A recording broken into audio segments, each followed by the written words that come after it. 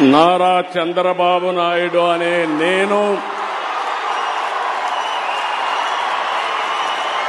శాసనం ద్వారా నిర్మితమైన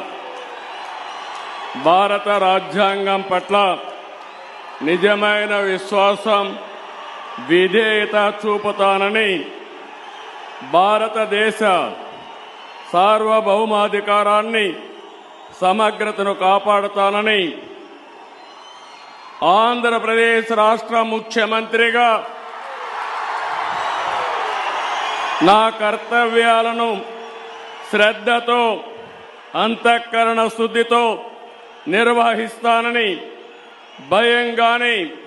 పక్షపాతం గాని, రాగద్వేషాలు గాని లేకుండా రాజ్యాంగాన్ని, శాసనాలను అనుసరించి ప్రజలందరికీ న్యాయం